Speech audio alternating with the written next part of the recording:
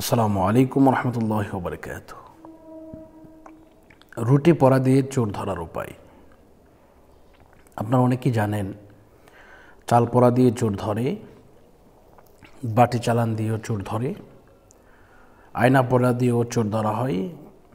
কিন্তু রুটি পরা দিয়েও যে চোর ধরা হয় এটা অনেকেই জানেন না। এটা আল্লাহ পাক রব্বুল আলামিনের খাস নিয়ামত দ্বারা বর্ণিত। আমরা পড়াটা যেভাবে দেই তা হচ্ছে, এটা আপনিও দিতে পারেন, যে কেউ দিতে পারবে যদি সহি শুদ্ধভাবে আপনি পাঠ করতে পারেন, যদি 5 ওয়াক্ত নামাজি হন, হালালভাবে আপনি চলেন, তাহলে ইনশাল্লাহ আপনার পরও ইনশাল্লাহ কাজ হবে। তো এই বিষয়টা হচ্ছে, কিছু নিয়মতান্ত্রিকভাবে আপনাকে মানতে হবে।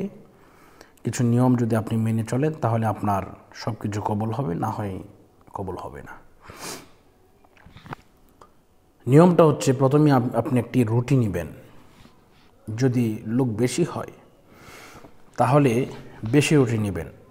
আপনাকে একটা রুটি যে খাওয়াতে হবে বিষয়টা কিন্তু এরকম নয়। আপনি অল্প অল্প করেও দিতে পারেন, তাহলেও কিন্তু ধরা পড়বে। এই রুটির মধ্যে কি করতে হবে আসুন আমরা প্রথমে জেনে নিই।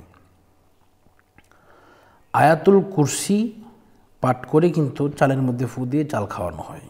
তদ্রুপভাবে আপনি যখন রুটি খাওয়াবেন, খাওয়ানোর পূর্বে বিসমিল্লাহ সহ সূরা ফাতিহা একবার, বিসমিল্লাহ সহ সূরা ইখলাস 3 বার, কয়েকবার দুরূদ শরীফ পাঠ করার পরে আপনি এটা পড়া শুরু করবেন। আয়াতুল কুরসি শেষ পর্যন্ত পড়বেন।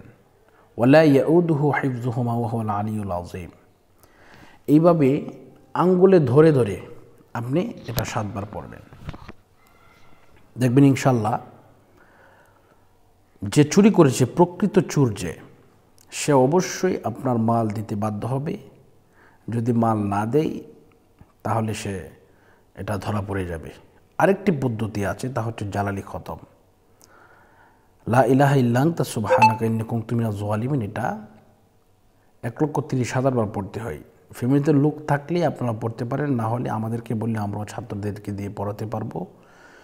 01643063744 এই নাম্বারে যোগাযোগ করলে ইনশাল্লাহ আপনাদেরকে আমি সাহায্য করার জন্য ইনশাল্লাহ কথা দিলাম। তো ব্যাপারটা হচ্ছে, এই জালালি খতম আর চাল পরা রুটি পরা কিন্তু এক নয়। জালালি খতম হচ্ছে মানে এটা সরাসরি কাজ করে। এটা যদি কেউ পড়ায় তাহলে চুরির গলা দিয়ে নাক দিয়ে রক্ত বের হবে।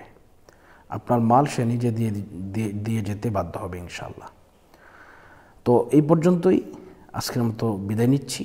আসসালামু আলাইকুম রহমতুল্লাহি ওয়া বারাকাতুহু।